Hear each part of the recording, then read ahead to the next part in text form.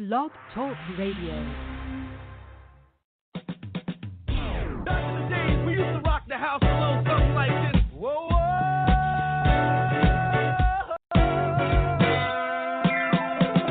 Come on, come on, come on, come on. Hip hop in the hip, hop in the hip, hop in the hip, hop in the hip, hop in the hip, hop in the hip, hop in the hip, hop in the hip, hop in the don't stop. You made me happy. This is the story about an old time vet. Yes, you can dance. You stood right beside me, yeah. And I won't forget. I'ma take you back down and memory lane. I really love you. You should know.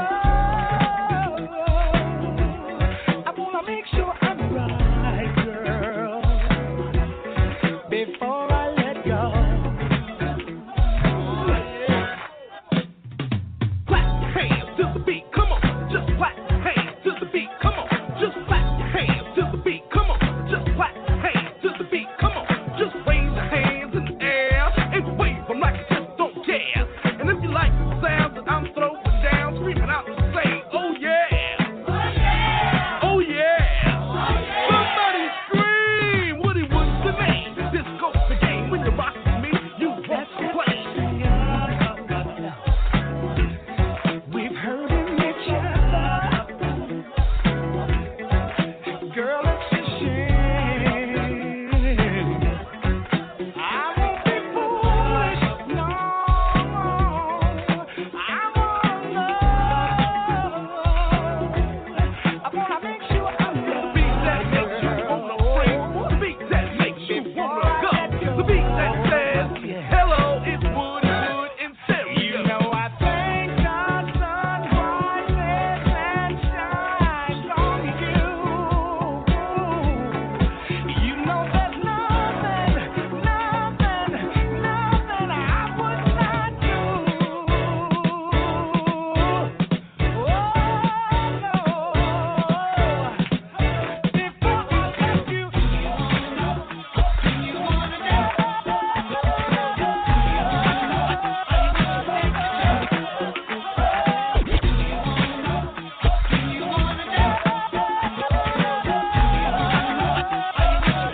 I said, come on, come on. I said, who makes it good? I said, who makes it good?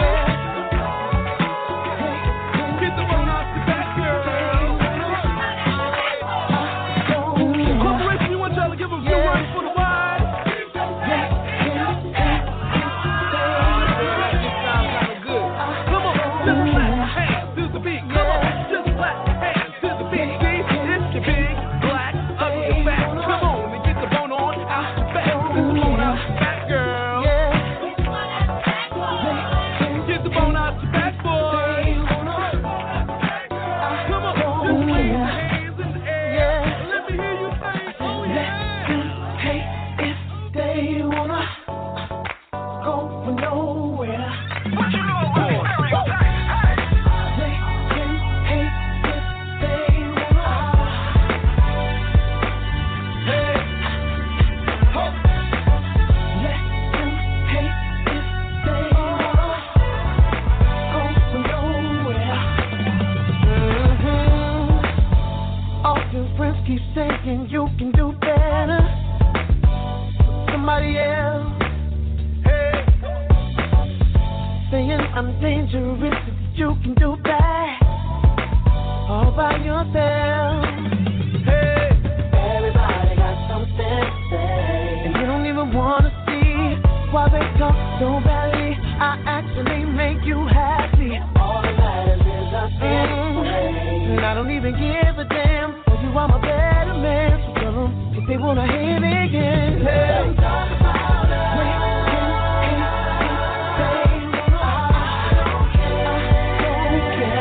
No matter what they say about us.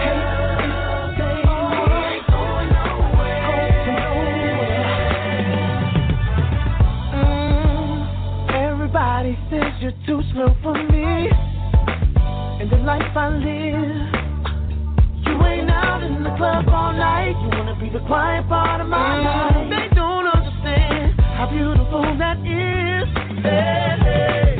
Everybody got something to say. They don't even wanna see what they're talking so badly. I actually make you happy and all that. And I don't even give a damn. You are my better man. So tell them if they wanna hate it, yeah.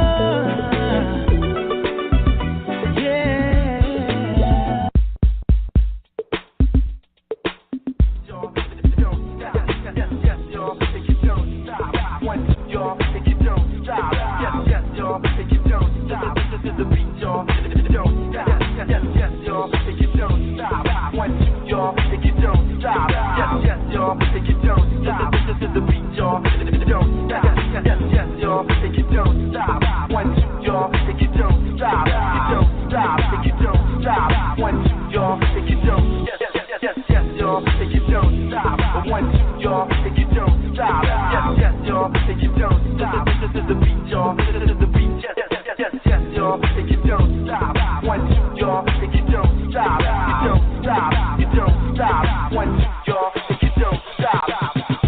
Feels like it's over.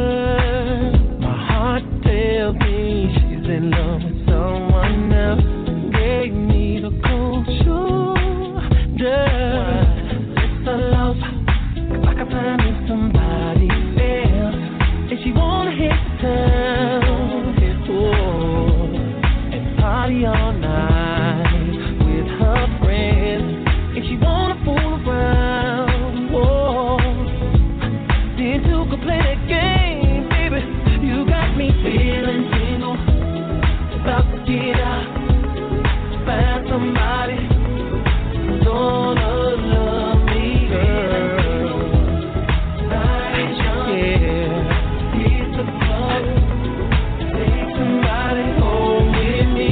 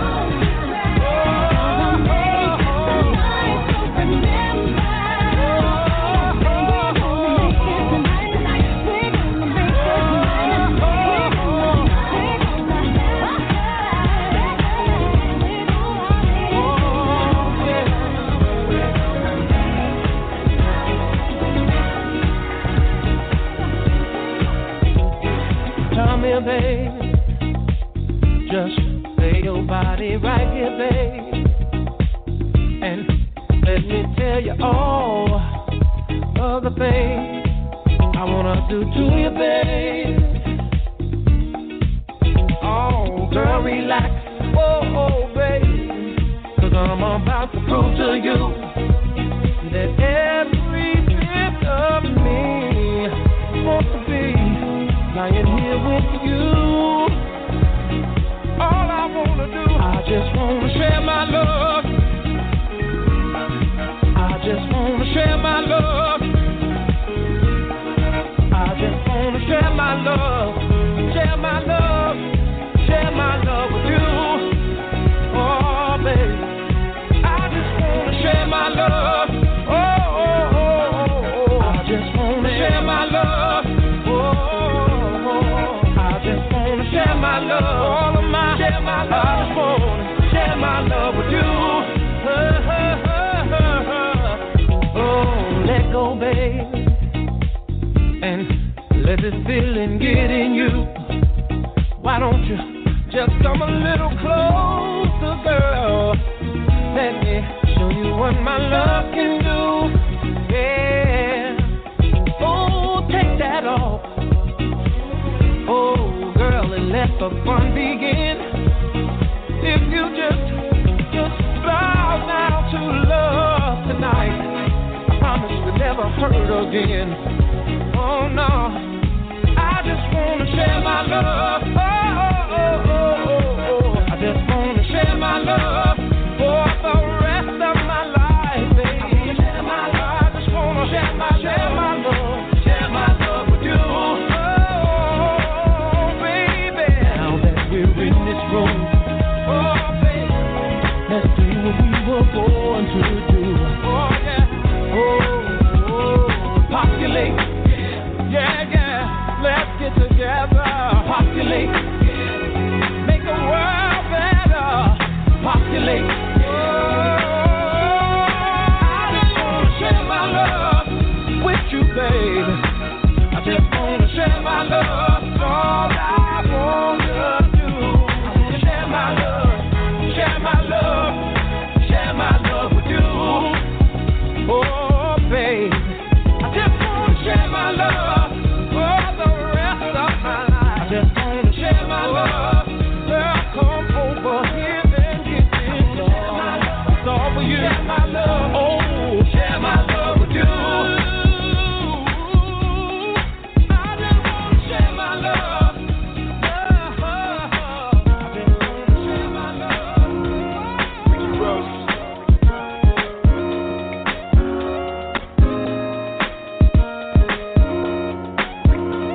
Ricky Rose.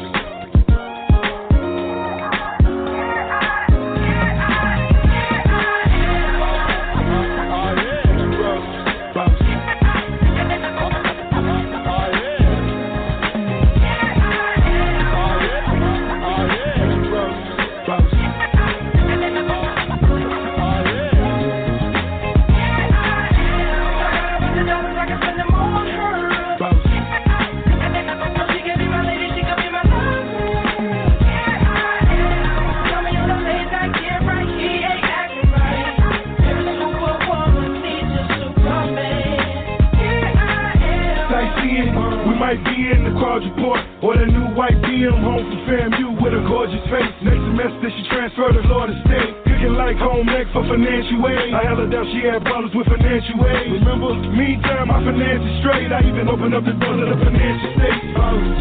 She used to fight with her mom till I set them both down. Now she tight with her mom. Yeah, I put the ice on her arm. Now she knows she gets sliced, spend the night in Milan. Still blow together, cheating on her, but we still gon' be together. Put the house on the water, hit the beach whenever. She from up north and still can't believe the weather. I got a bunch of dollars, I can spend them on her. So she can be my lady, she can be my lover. Tell me on the days I get right, she ain't acting right. Every superwoman needs a superman. And here I go, why you looking for that other when you got the best? The previous was a test for you, now you're in the big league. A black time brenner, who would wanna play for me? Your last man was a chump, and you can tell him I said it. He was talking loud at first, but you can see that he did it. You can see I ain't sweating. Hell, I call him up myself and tell him I ain't get it. No, please, don't confuse me, miss. I'm trying to see how I can put you on my Christmas list. I hope you ain't offended by this, but I think funny. And that's straight up real talk. All bullshit aside, she replied, I like to do the wild hey. Action took place at my place, not my place, it's her place. I got a bunch of dollars, I can spend them on her. So she can be my lady, she can be my lover. Put me on a late night, get right, he ain't acting right. Never super woman, needs a superman. More better, more cheddar, knock the man off your clothesline sweater. Get her, gorilla. Chauffeurs, I went and got more killers. I rock with niggas like Fabulous. Cause to tell the truth, baby, life fabulous. But you make it look glamorous. Your spaghetti strap heels, not for amateurs. Wrist quite rocky, talk like Foxy, job like Roxy, fuck that broccoli, walk quite Aki, that means sexy, I will save you, if you let me, fly with me, it is me, a lot of alphabet, girl, I'm a G, time will tell, Rolex watches, we show stoppers, just watching it. I got a bunch of dollars, I can spend them on her. So she can be my lady, she can be my lover. Tell me on a late night, get right, she ain't acting right. Never superwoman, needs a superman. Here I am. Boss.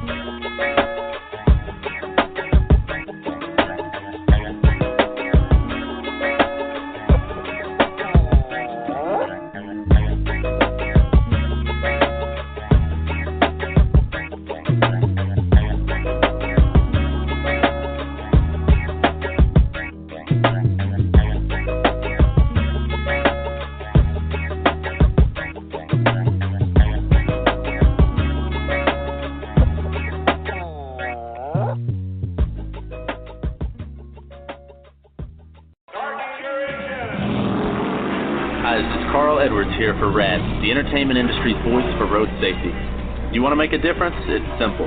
Be responsible. Plan ahead. Designate before you celebrate. Friends don't let friends drive drunk. Baby, you can drive my car. Yes, I'm gonna be a star. A public service message brought to you by the U.S. Department of Transportation, RAD, the National Association of Broadcasters, and the Ad Council. You must be your fairy godmother? In the classic fairy tale, Cinderella's dream comes true because the glass slipper fits. It fits. In our world, the right fit can be just as important. Good heavens, child. You can't go in that. Especially when it comes to car seats.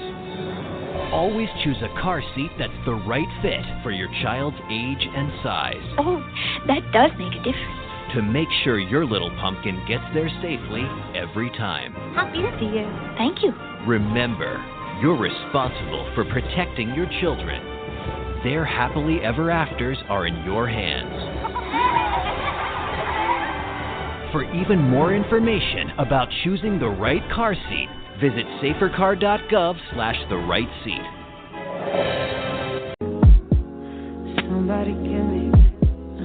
Somebody tell me the answer. Me and you isn't the answer. Me and you isn't. Maybe I'm telling myself that, but there ain't nothing that'll change that. What good would it be if I knew how you felt about me? Yeah. It could have been right, but I was wrong. Only think about you and you alone. Part of me that cared is gone, and I know that I can't get caught up. We could have been, and we try to pretend every now and again. We don't dream about, don't think about what we could have been. No, I'm holding it in, 'cause I know in the end, you dream about, I think about what we could have been. We could have been, we could have.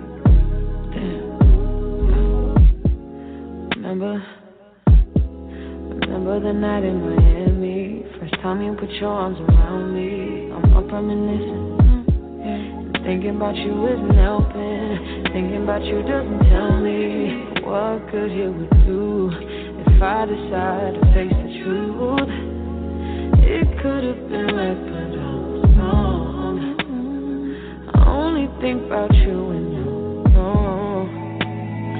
You only hit me up when she's not home, and that's why I can't get caught up. We could have been, and we try to pretend every now and again. We don't dream about, don't think about what we could have been. Oh, yeah. I'm holding it in, 'cause I know in the end, you dream about, I think about what we could have been.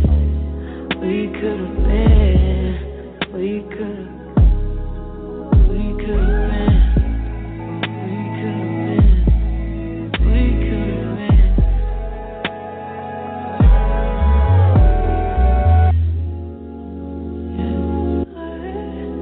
We could have been.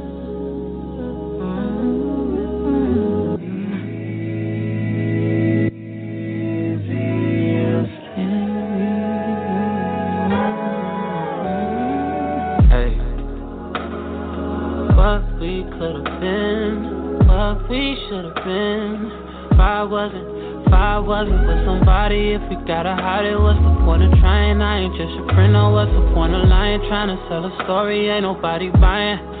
Look me in my eyes, don't that feel nice? Why should it end? Baby, I could've been him or the girlfriend. Just say what and when, where to make a trip, baby, make a wish, be the one I'm with. Should've been a, should've, could've, would have been. Hey. Yeah, I would have been. Yeah, I would have been.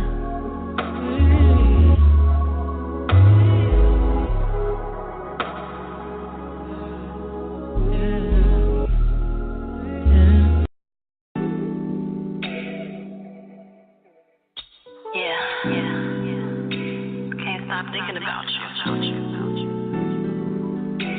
last night was crazy. Can we do it again? 6 in the morning, boy, I'm so hungry. Appetite's calling, sobbing for you. Love me so long, you put it on me.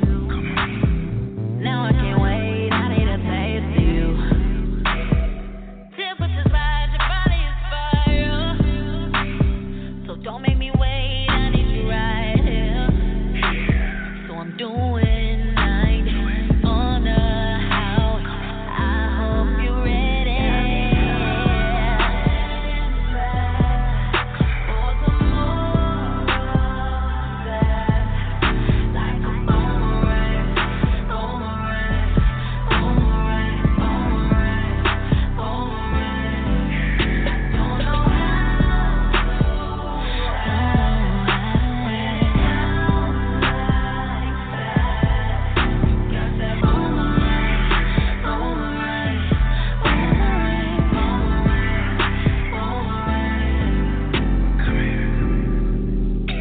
Lay your body right here with me, 'cause you know just what I'm gonna do. I'ma whisper in your ear and say those freaky things to you. Temperature rise, your body is fire, and I'ma give you all of this love. So come here, baby, let me drive you crazy. I hope you're ready. Come and take me for some more like that, girl.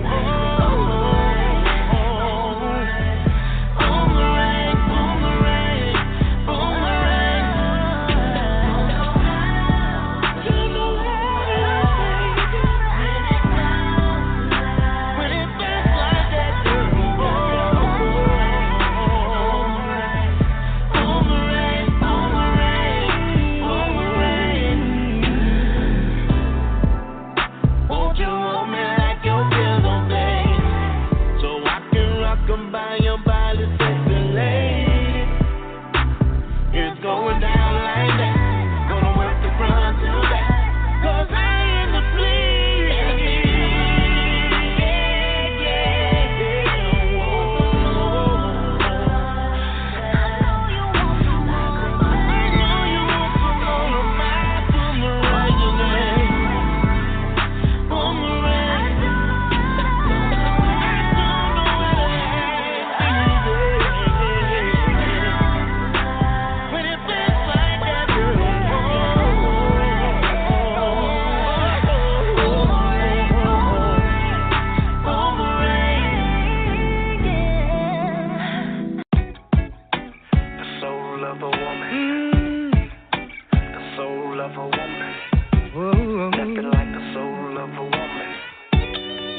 Oh, no, no, no, no. It's such a strong connection, unlike anything I ever seen. Feels like the right direction. 'Cause you're next door, we love you next door. Yeah. The warmth of your affection, I feel it washing over me. You got all my attention. 'Cause you're next door, we love you next door.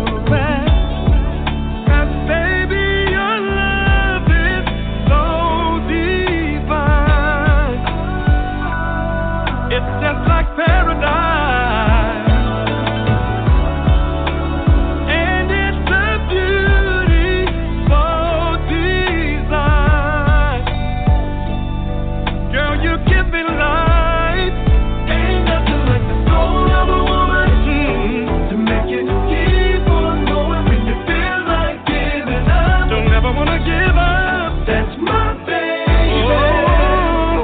Ain't nothing like the soul of a woman. Talking about the soul, yeah. Ain't got nothing make you feel like a million bucks, man.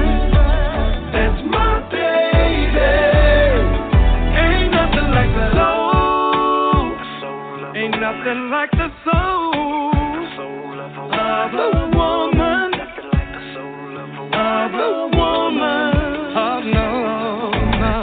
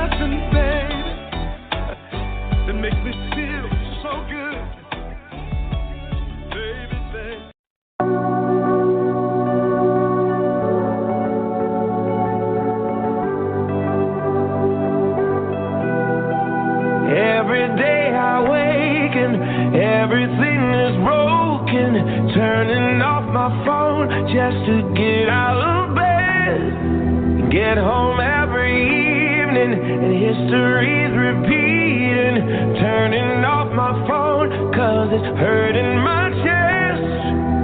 Yeah, and heaven knows I'm not helpless. Yeah, but what can I do? I can't see the use in me crying if I'm not even trying to make the change I wanna see.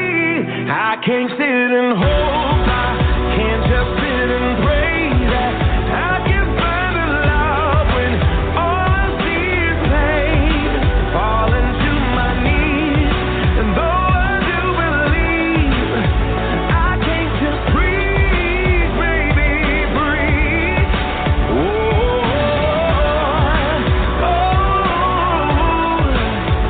I can't just breathe, baby, breathe. All I hear is voices, everybody's talking. Nothing real is happening 'cause nothing is new. Now when all is tragic and I just feel sedated, why do I feel numb? Is that all I can do? Yeah, and heaven knows I'm not helpless. Yeah, but I'm only human. I can't see the use in me crying if I'm not even trying to make the change I wanna see. I can't sit and hope, I can't just sit and pray that I can find a love when all I see is pain. I fall into my knees, and though I do believe, I can't just breathe, baby, breathe.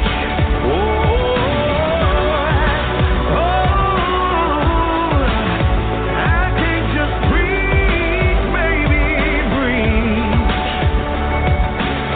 And heaven knows I'm not helpless. But what can I do? Yeah, can't see the use in me crying if I'm not even trying to make the change I wanna see. I can't sit and hope, I can't just sit and pray that I can find a love when all I see is pain.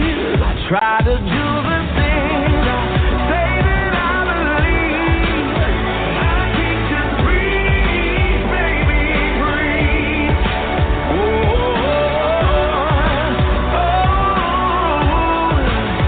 I can't just breathe, baby, breathe.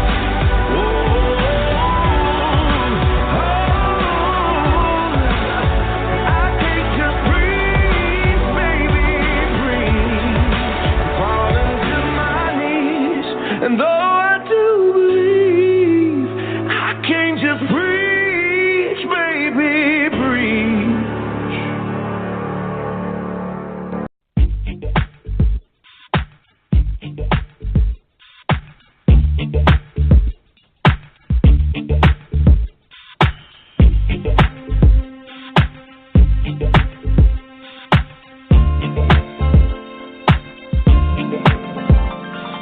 Just in case I don't make it home tonight, let me make love to you for the last time, baby. Wanna cherish you, just know me like the light, 'cause baby, you're all that I have. So just in case. Think of how we made love almost anywhere. Haven't I taken you almost anywhere? Think of all the things that we shared in the night to me, not fair. Giving you more time to say the baby. Got you, baby. Anything I've got, you can have it, baby. I'll do magic. I'll do all I can to keep you satisfied.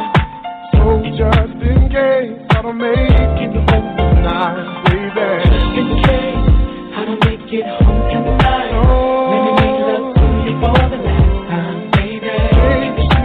Wanna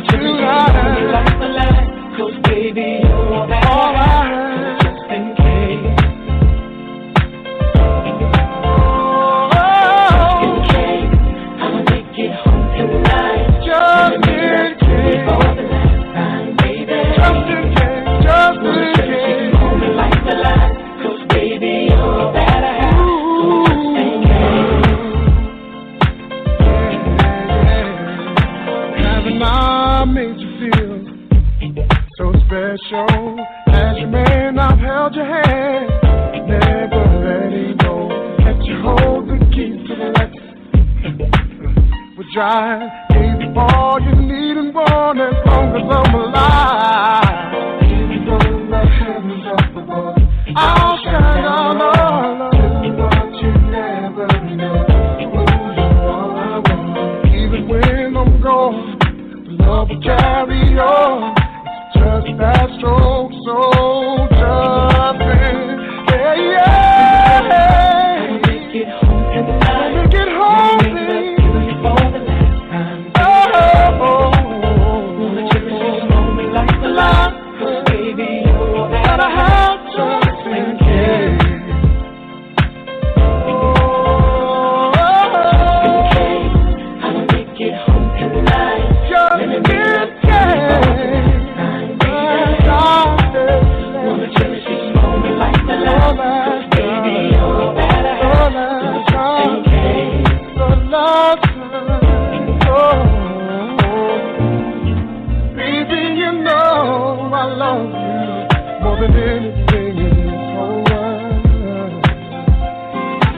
Anything, my everything, my wife, my queen, so if something happens to me, there's something you need to know. Let me make love to you for the last time, baby. I love you, yeah, I love you, wanna cherish this moment like the last, baby, you're that I have, just in case. I don't make it home, I don't make it home, I want you to know. Come on, come on. Yeah. Come on. Yeah. Come on.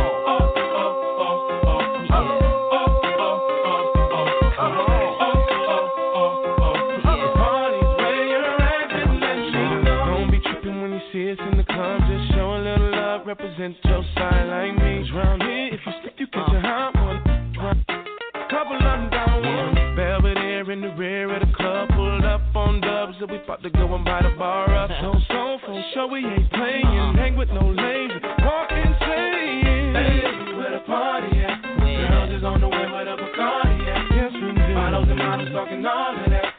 You know I can't forget about my love. Where the party at? And all my girls. Where the party at? All in the club. Where the party at?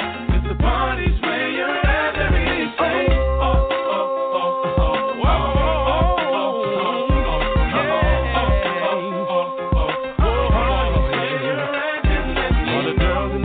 In their best outfit, just showing that skin, trying to make it on the spit. Where you been, girl? You and your friend need to come to the back. We got it locked down. Your white t-shirt or a three-piece suit, don't matter what you wear. All that matters is who you with. Some jiggy, some straight grind. All up in the club just to have a good time.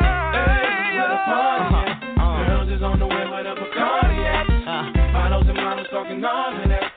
No, I can't forget about my love. Where the party at? Where the party at? Where the party at? It's the party. Let me hear you say,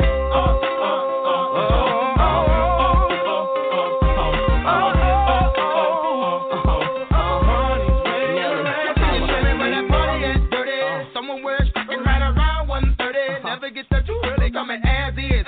Do rags and Timbs, I'm rolling past his. This little Jag and Benz with the rose, not the one with the stem, the one with the rims, the one that seem to make more enemies than friends. I'm sliding in past those, both eyes closed, both arms rose, both arms rose with the S-O-S-O-D-E-F. Fine bottle. I said there ain't none left. I'm quick to go left. I plays with no rep. I jams more than death, baby. Show me the club. I'm like, hey, whatever car they at, come and mix it with the Chris, baby. What's wrong with that? We in the VIP twisted, downright two-way. Ooh, they make it like you missed it. Come on.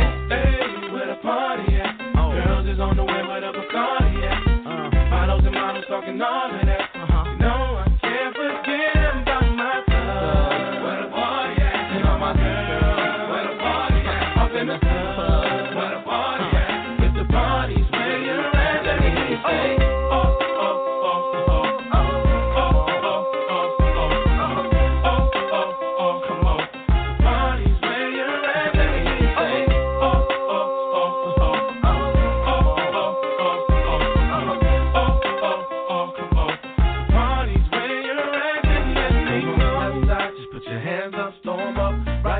Put your hands up, storm up. Everybody put your hands up, storm. When the beat comes back around, everybody do it again. Eastside run this mother for ya. Hell yeah. Do my Southside run this mother for ya. Hell yeah. And them haters ain't hitting on, ain't talking about her, and they look like it's a party where you're at. Let me say.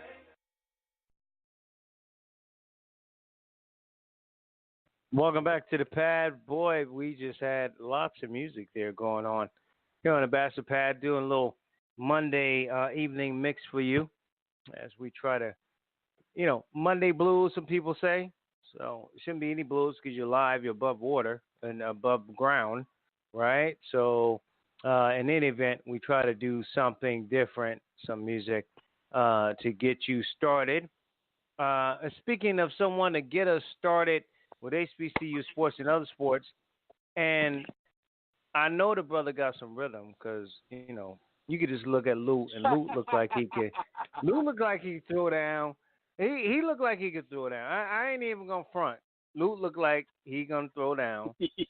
And of course, he is the publisher and editor, and all around great guy. He's Luke Williams, the Black Collar Sports page, and again. Appreciate you, man. I know you get down. God bless you. You know you on our prayers, and that everything going on, everything is everything. You and your wife, and certainly we appreciate you coming on, bro. Glad to be with you guys again. Absolutely, and I know you was probably throwing down on that right there, man. I know you were. Yeah, I was listening. I was bopping a little bit. Yeah, it was bopping. I was doing a little bop. It was a nice little beat. Little beat, right? I go even old school. I can take it back to the old school. Speaking of which, in a passing, Elizabeth City State radio voice, a passing, you had it in your Black Collar Sports page, and Randy Jones, the former voice, a longtime voice. I think he graduated, if I'm not mistaken, back in the late 90s and was a voice. And I bring this up not only because it's within your page, Lou, but some of us here, and we've been really, quite frankly, awfully critical of HBCUs and how they've sort of delegated those play-by-plays, and it's usually just play-by-play, no color analyst, just play-by-play, to some of the people, some of the students that don't seem to be, I guess, a nice way qualified, and so the voice and the talent and the sound, if you will, doesn't come across. Not to even compare it to the white schools, but just to compare it to just quality. And here's a guy who was a voice there that passes on, but speak to him and speak to the overall part of a voice for an HBCU, because you have to paint that picture. People got to get excited. They can't get there. They want to be able to hear a good quality radio, in particular radio broadcast for their particular school. Well, let me get real for a second. Can we get real on the Batchelor Pad today? Yes, sir. Yes, sir. Okay, let me give you a couple of things. First of all, about Randy. As you said, he's a 1996 graduate of Elizabeth City State. Came back to work at the radio station. First worked as an SID. Actually did a couple of 2-year stints at Norfolk State in the same capacity as an SID. Returned to Elizabeth City State, and I believe Randy was only 43 years old. My understanding that he had heart trouble that he had been dealing with for some time, and it was a massive heart attack that felled him a little more than a week ago. I think they had a memorial service on Thursday, and the funeral was on Friday down in the Elizabeth City area. The memorial service was on the campus. Randy was a great guy. Wonderful guy, a Viking to his heart, loved the program, and did everything he could to give the program the kind of exposure and the kind of presence on the air for both radio and football. I mean, for both football and basketball over the last several years. You know, so he's going to be missed. He's going to be missed more because he's just a great guy, very humble guy, a very nice guy. And, you know, when we lose guys like this, we've lost guys like LeCount Conaway, Wallace Dooley.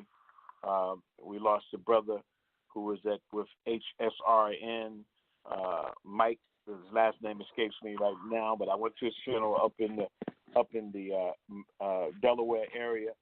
But anyway, he was a great guy, a member of the fraternity of not only HBCU SIDs but HBCU radio guys. So Randy will be missed.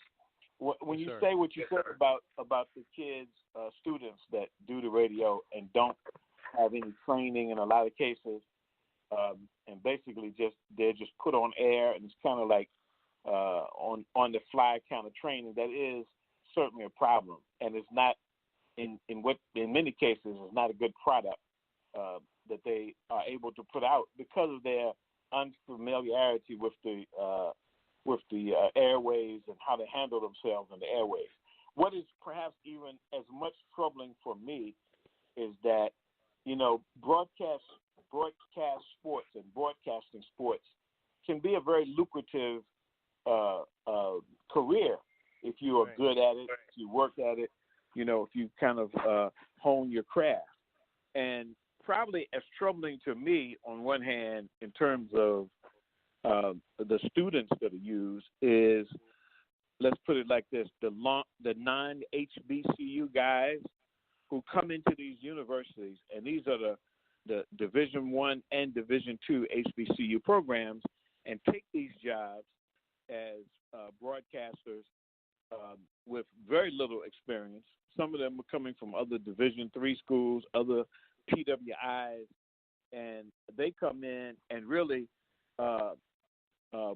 buttress their resume by saying that they're working at any number of HBCUs. And it's a funny thing because, you know, in a lot of cases, the HBCU athletic conferences hire non-HBCUs and non-African Americans to produce their varying kinds of games. And when you see it on the actual institutional level, that they don't have guys or they don't find guys that want to pursue. This is a very legitimate field. And a lot of times cutting your teeth, some of these guys who are on major national television started at small outlets, Division III schools. And I think it's something that African Americans need to know, that if you're interested in doing broadcasting sports, radio particularly, which is where a lot of people start and cut their teeth, there are opportunities at the HBCUs. You don't even have to have a lot of experience. You may just have a great desire to broadcast. I think I can give an example of the two live stews, two brothers, South Carolina. One of them went to South Carolina State. One of them played at Georgia Tech. But they used to sit in their basement listening to guys broadcast on Atlanta radio and said, you know, we can do that. And they put together their own tape. Before you know it, they had a nationally syndicated show. They were on prime time in Atlanta. Eventually, ESPN reached out to them, and they had a nice little run as a broadcasting team out of Atlanta. So I concur with you when you talk about the students that are on the air, but I also want to let African-American young men know that have an interest in broadcasting, that are big sports fans. The opportunities are there. Present yourself to the colleges in your area, and you may have an opportunity to break into the business. You know, I got T-Mac as, you know, T's an editor and you're an editor, so you guys understand the concepts already. Has been a host. Let me say this to you, and get your thoughts on this, Lou. Number one, I remember I had played a little ball, right? To play different sports and stuff, and the three sports we call them: baseball, basketball, football. But I also remember being that guy, like you said, like in the basement, like pretending I was calling the game. Right. And then I got that passion and that love for it. So you kind of get that play-by-play, that color answer. Number one. Number two, these kids or adults that whether they're at that age level, whatever, and they're at HBCUs, are in very difficult positions to do things because they're not given the tools. And I believe in giving the tools to be successful. They're not given the tools to be successful. They just throw them in. It's cheap. They have an aspiration, and it's almost like those interns you want to have work for you, at your paper, whatever. That they're so gung ho, and they're gung ho, right? And so they do above and beyond. Number three, I think that it doesn't just extend, Lou, to just the broadcast. It extends to the SIDs. Case in point, I won't mention, but you'll probably know because you've been around it longer than I have. There was an SID at Winston-Salem State that was not of African American descent, that did not go to any HBCU, that worked there and used it enough, got on my darn nerves enough, and used it to go to a major Southeastern Conference school, and he had it on his resume. And they do that all the time, Lou. So it's not just the fact that the part of the broadcast, the basketball or football games or whatever. It's the SIDs where they use and abuse and they move on. And these schools, these HBCUs, they allow them to come in and do those things. No question, and everything you're saying is right. It's really, you could extend this conversation and this discussion to a lot of areas, including coaching on those levels. A lot of those vacancies are not there. And I guess the bottom line is this. The bottom line is, as African Americans, we have to understand where opportunities lie. It doesn't matter whether you're what's his name, Mike Tirico, whether you are any of the Brian Gumbel, what's his brother's name, Greg Gumbel. The guys who get these opportunities, they have to start somewhere, and they don't start at the national outlet level. They have to start somewhere. They have to cut their teeth. They have to learn the ins and outs. We have a tremendous amount of basketball fans, or football fans for that matter, that may see themselves or think to themselves that they have, the wherewithal, the understanding. They kind of do the research. They keep up with what's going on. Those are the things that you need to be good at what you do. And those are the start of what you need. And a lot of times it's just that we don't understand the opportunities that are out there. And you're correct. Right. Whether it be the SID, there's a national conference every year that's called COSIDA, College Sports Information Directors of America. And when you go there, and it doesn't matter your ethnicity, whether you're black, white, Chinese, Mexican, or whatever else, if you have a desire to study and be involved in the sports information director business, you go there, you get your resume, you get jobs at wherever.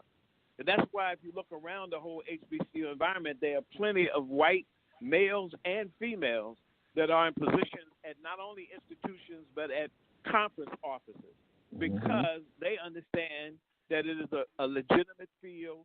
I mean, when you go to COSIDA, and I've been to COSIDA conferences all around the country, there's thousands of guys there. And look, the same thing that takes place in COSIDA, the same thing that takes place in athletic administration with NACDA, the National Association of College Directors of Athletics. The same thing happens at the Final Four with coaches, whether it be on the Division 3, 2, or 1 level, that these coaching jobs are available. Guys, you don't even have to have played basketball. If you just have a passion that you know the game and you understand the game, there are plenty of guys that didn't play that end up as being head coaches on Division 1 levels.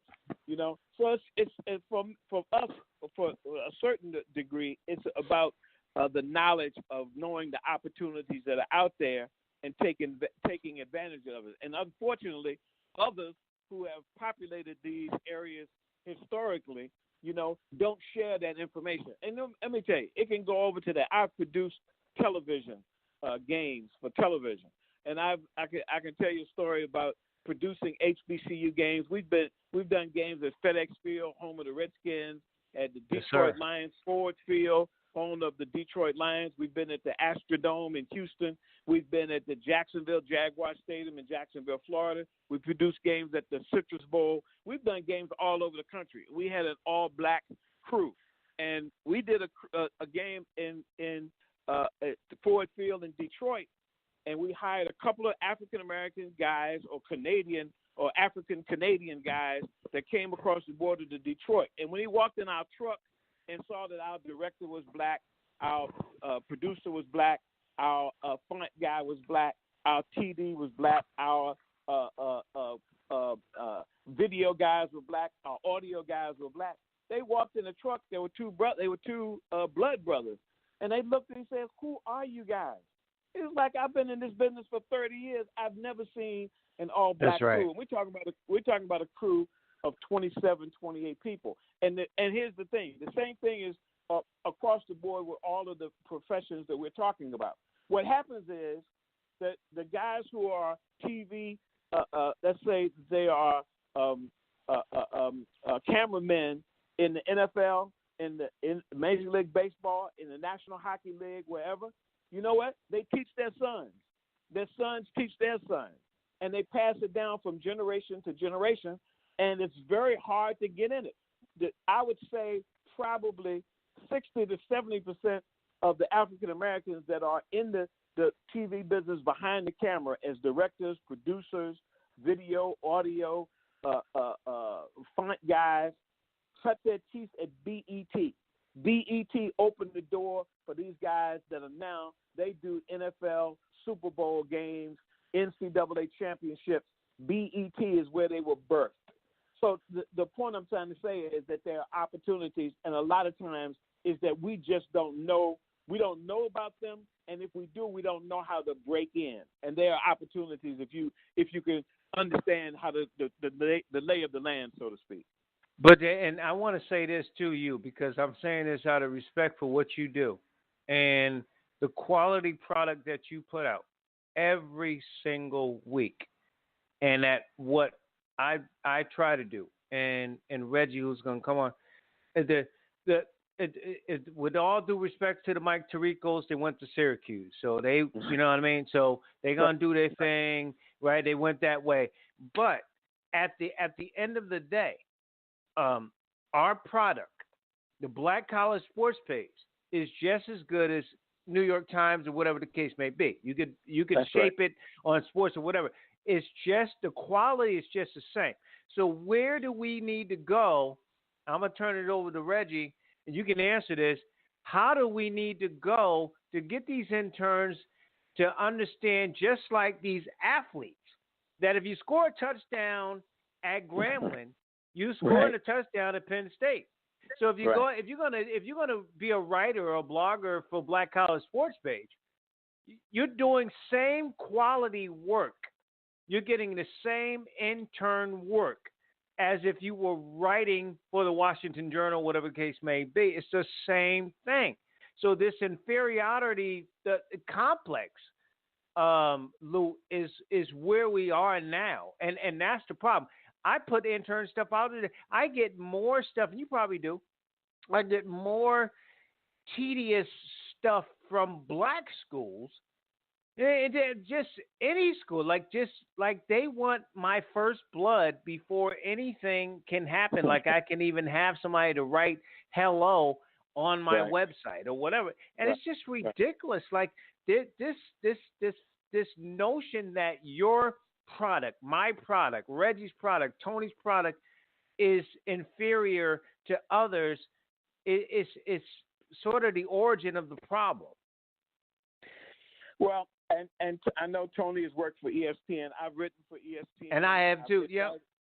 And I've written for 17 years for Street and Smith's magazine, the magazine that I grew up on when I was a kid, 10, 11, and 12 years old. I would run to the newsstand in my little hometown of Danville, Virginia, to buy Street and Smith's magazine, to see who were the top-ranked players in the country, on the college level and on the pro level.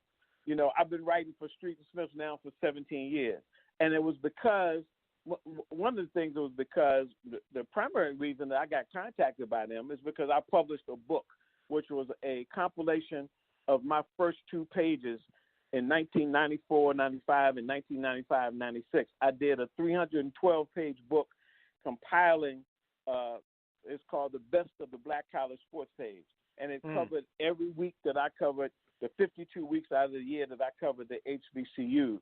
And one of the editors from Street and Smith saw that saw that book, and they said, well, you know, Luke, what's it going to take for you to come write for us? And I was like, you know, how much you paying? You know, that's right. You know, and they pay me $1 a word. So if I write a sentence that says Joe went down the street, that's 5 words, I get $5.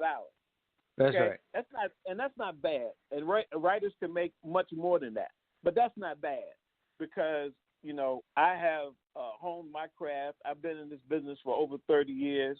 You know, so I've proven, you know, myself in terms of that. But see, I don't think I don't think it's an inferiority thing. I think it is. It's a number of things, and one of the main ones is there's a lot that we don't know. We don't understand how to break into these things. And let me tell you, it's changing.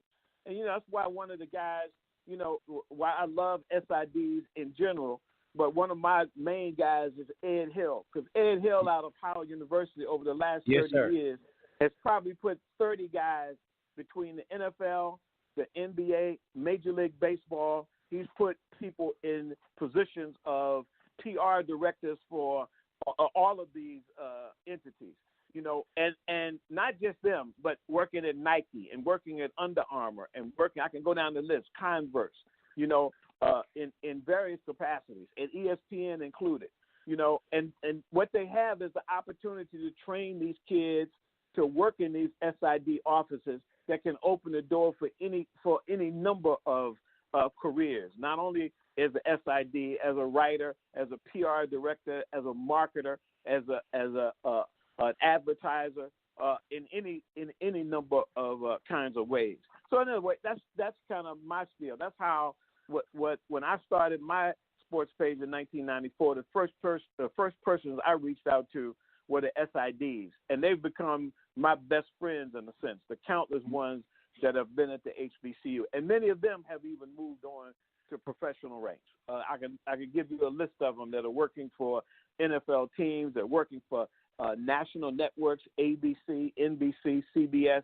So the opportunities are there. We just have to know where they are and know how to pursue them. But I just gotta say, and I'm ready. You could jump in, but I just all I'm saying is though, Lou, is that in all due respect, like, you know, we get the nudge, right? We get the block, we get the wall because of the color of our skin. I want to say something else. Your stuff is as good as anybody's, but even with that being said, like, say, you know, with the newspapers that you're in around the country, it could be even more. But they don't want to have that nigger stuff in their paper. I mean, listen. I mean, it's real talk, right? So, you know, right. I'm just saying, right. And that's the reason. And that's the reason why I started this 25 years ago, because I recognized that, you know, the daily newspapers are going to cover, for example, in North Carolina, they're going to cover the Duke, Carolinas, Wake Forest, NC States, Clemson's of the world. And they will never celebrate the A&Ts and the St. Augustines and Shaws of the world, you know. And what I recognize is that this is where not only I came up, but where my father and mother came out. My father was a graduate of Howard. My mother was a graduate of St. Aug. You know, I spent all of my early years going to basketball and football games at these institutions, at the A&Ts of the world. And I knew the kind of people and products that they produce, both as teams and as individuals and as coaches, you know, across the board. And I've written extensively about the lack of opportunities for a Clarence Beghouse Gaines or a John McClendon or Eddie Robinson. You can go down the list. That been few and far between opportunities for these kinds of legends really to make the money and get the national acclaim that some of these others have. And unfortunately, there have been guys like Joe Paterno who said that, listen, he said college football is not college football as we know it today without Eddie Robinson.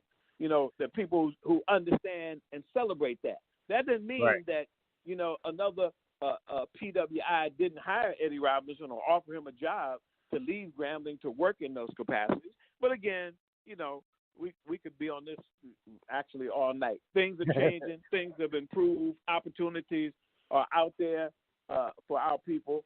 And, I'm proud to say this, what I've done for 25 years. I wouldn't do anything else. I have no interest in covering anybody else, as a matter of fact.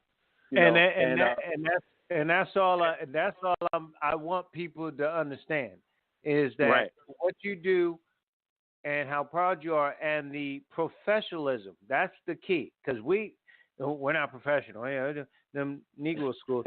The professionalism that you put forth and just the NFL draft in itself and those schools that you and a couple other people and T and some of the other people that cover it that don't get the coverage.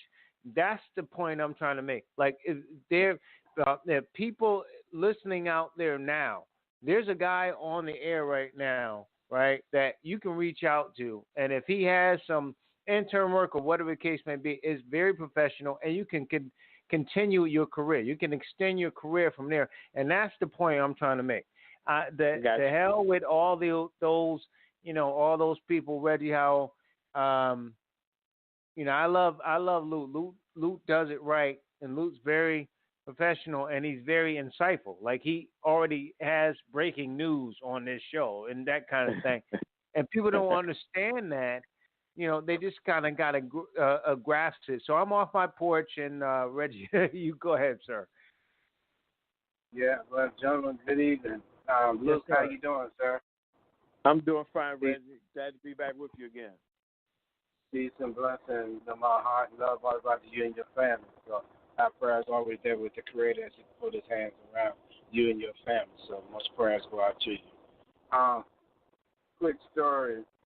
Halle Berry was on the red carpet this past week with the new movie coming out, John 3.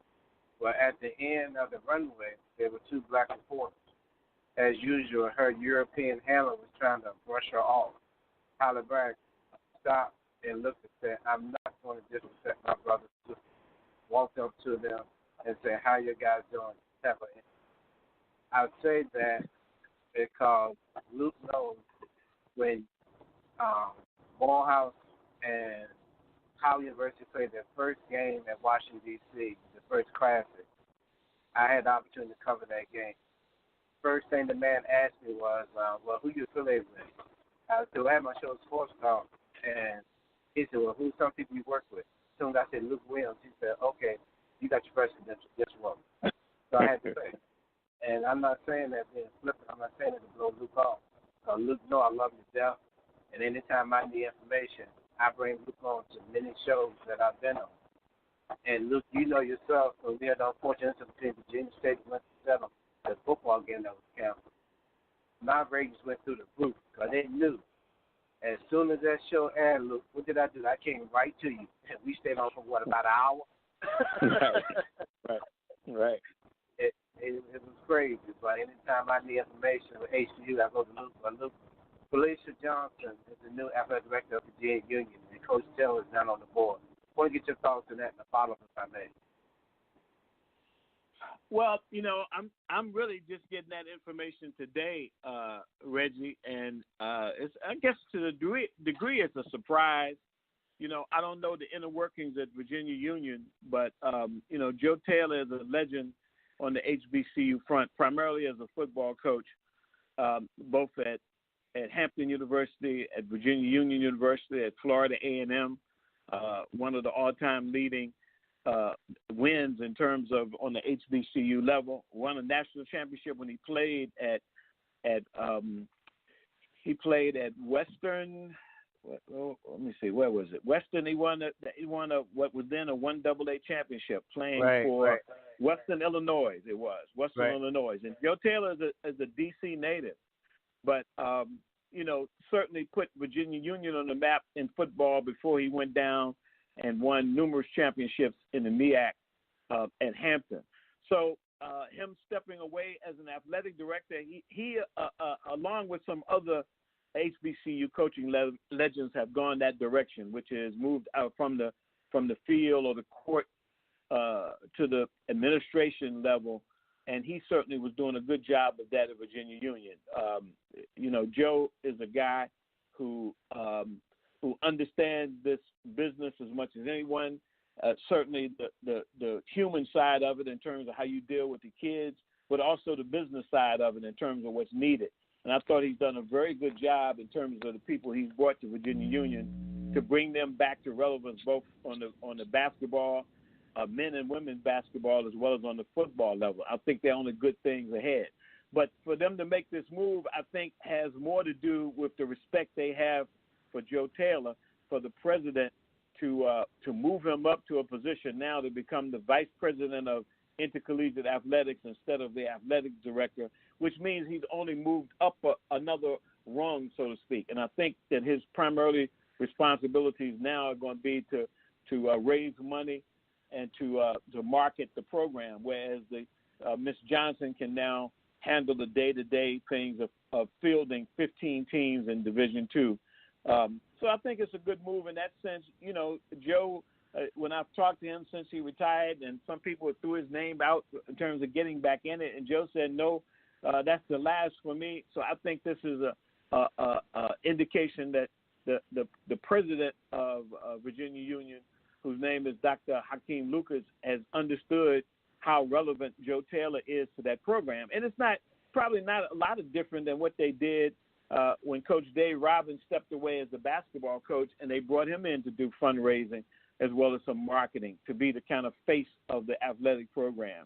And I think that's the way Joe Taylor and what he's doing in terms of moving into that.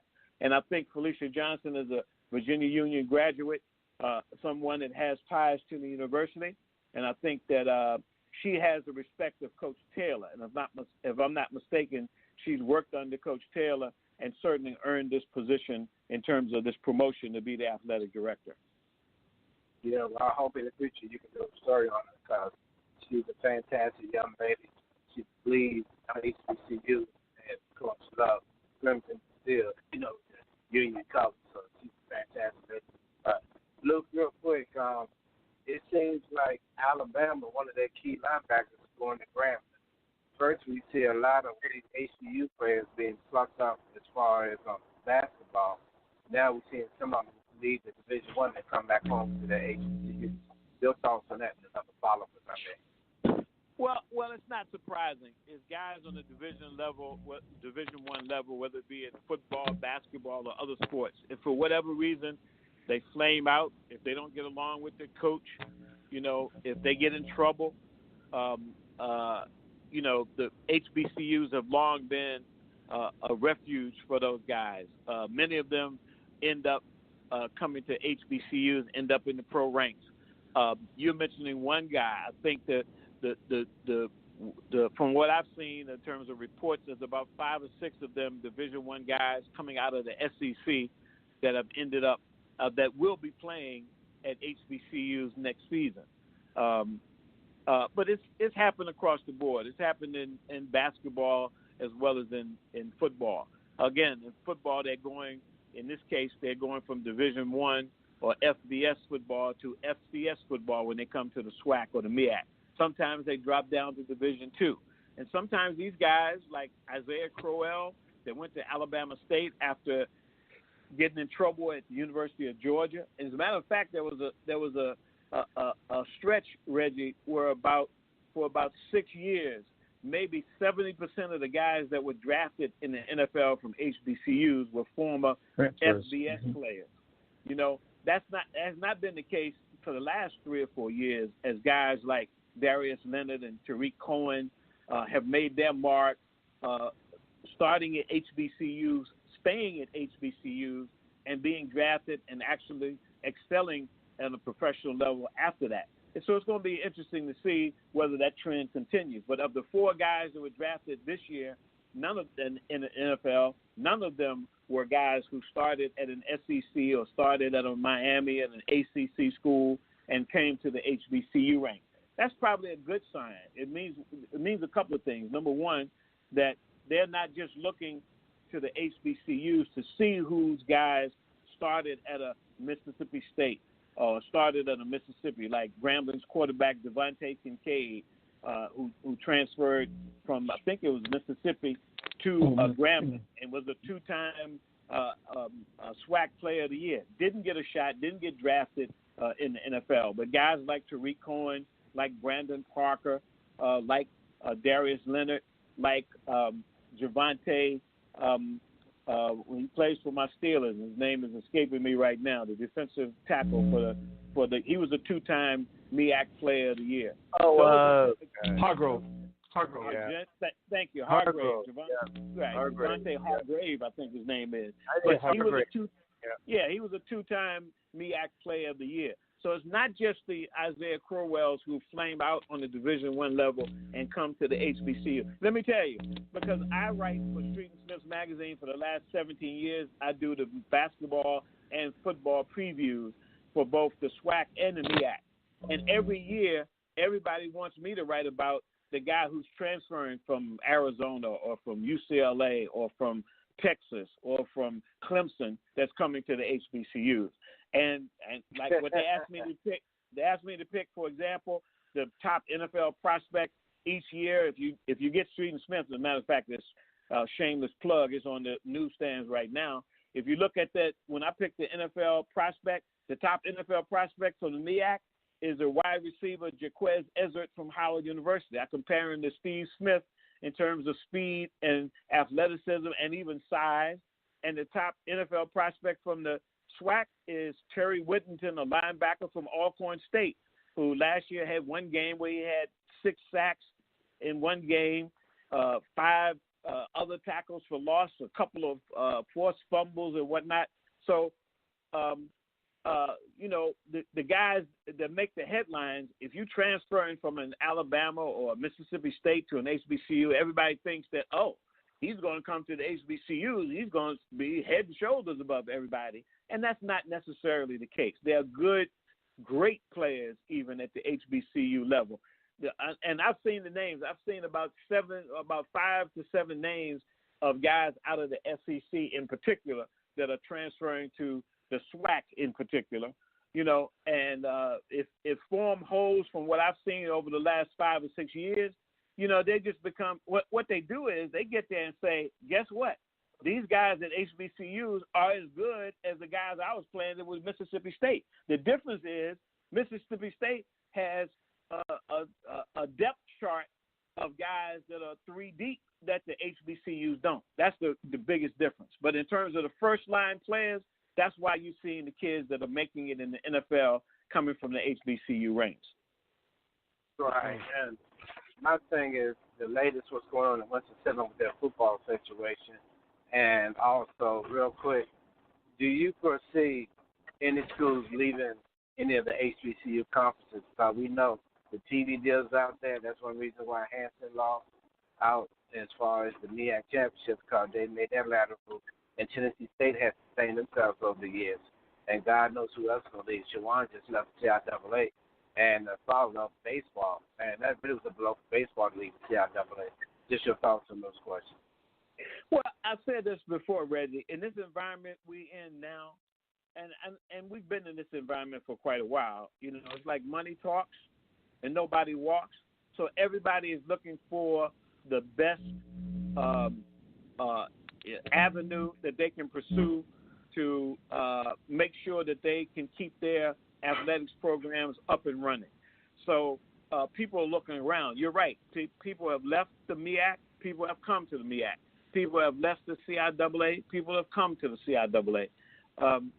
Everybody's looking for the best deal that they can make. So I'm not currently. I don't know of anyone who's considering making a move like Hampton, but I can tell you that many are looking at it. Southern has looked at it. Florida A&M has looked at it.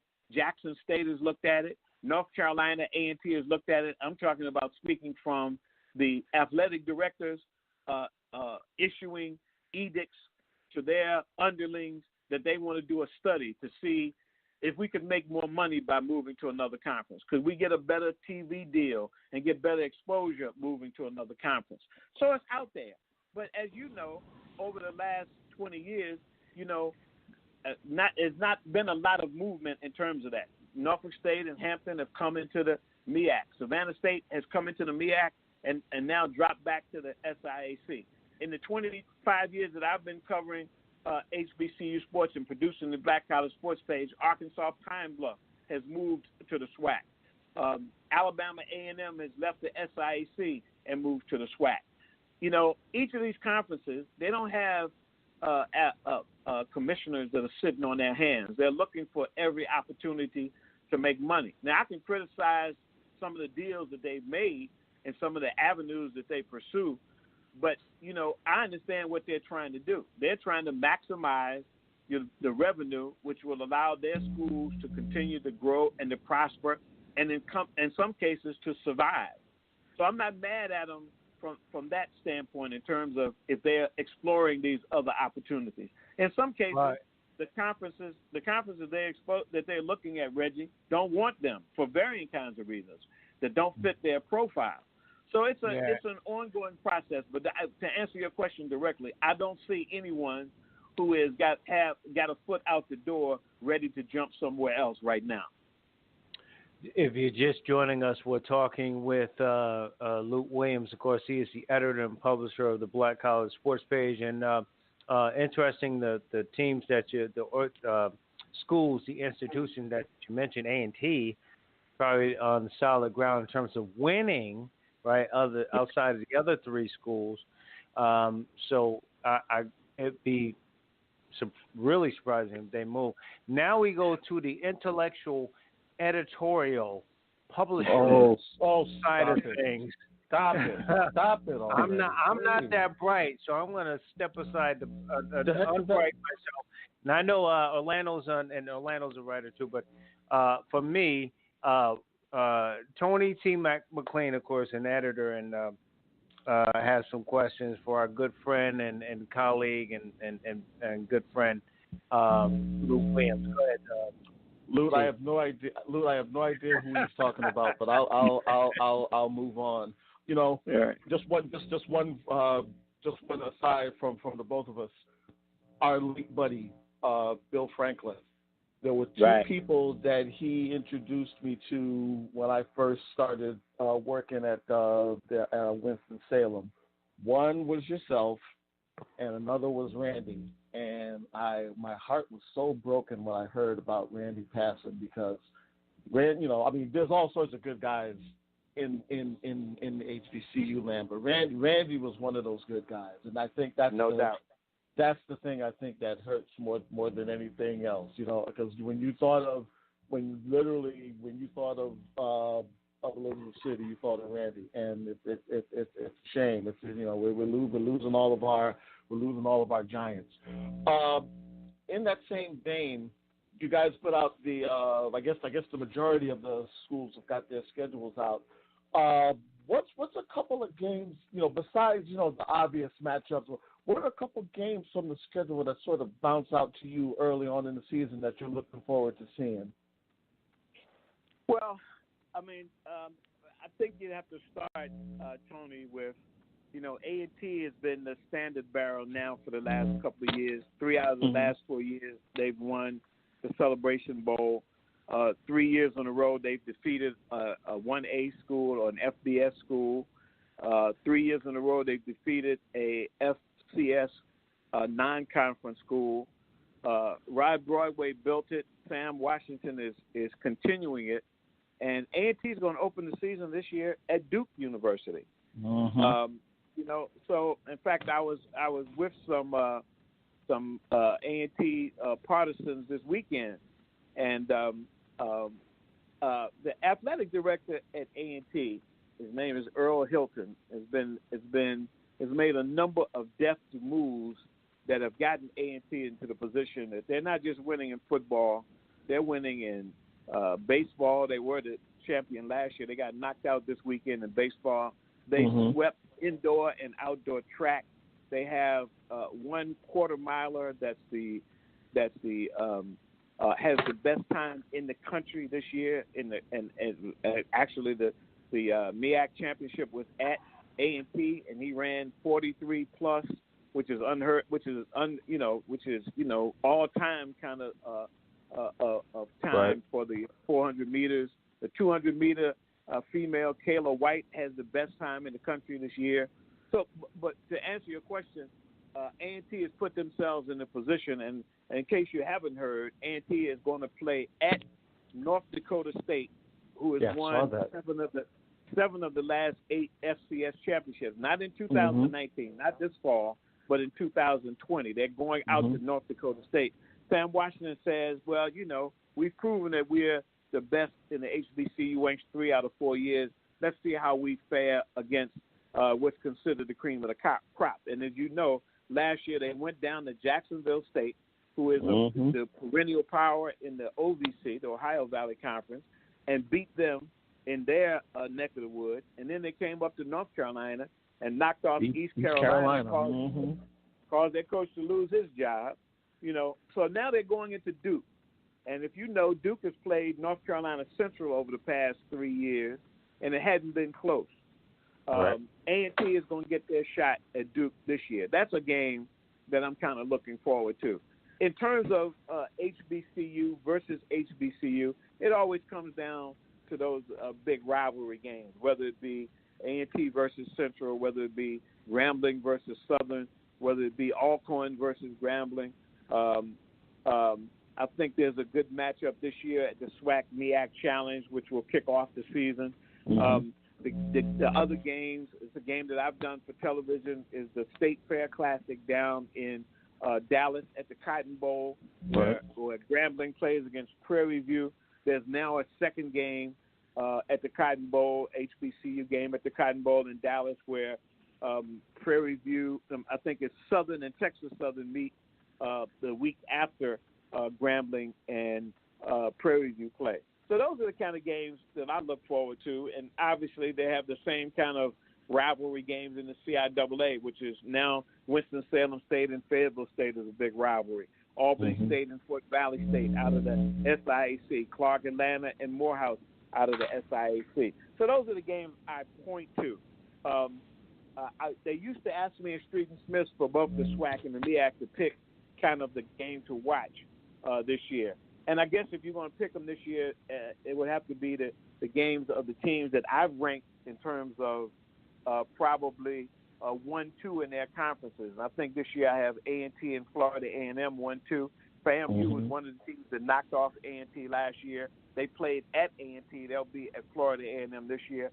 Howard, a team that's on the rise. A&T has not even played them the last 3 years. 3 years, yeah. While they've been winning these championships, the way they do the MEAC schedule, it rotates. Well, this year, Howard will play A&T, and I think it's for A&T's homecoming. That should be a game to watch because, Cam Newton's little brother, Kalen Newton is a quarterback at Howard. Howard has probably the 2 best receivers in all of HBCU football in the aforementioned Jaquez Ezzard, as well as his running partner there at Howard. They have a running back that was the freshman of the year in the MEAC this past year. So the Howard A&T game is going to be one of them that you're going to be circling. So you asked for 2. I probably gave you a whole lot more than that, but I think it'll be another exciting year in 2019. No, that's fine, man. And to piggyback on what Ellie was talking about earlier, if there's a kid out there, whether you're an HBCU or what have you, and they want to be the next Luke Williams, and they want to get into HBCU sport, or just want to get into sport, what would be one of the things What would be one of the things you would tell them? What would be one of the things you would have them to sort of like get their teeth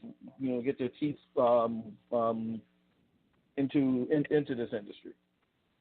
Well, I mean, like anything, Tony, the biggest thing is, I've had interns from both A&T and Winston-Salem State work for me.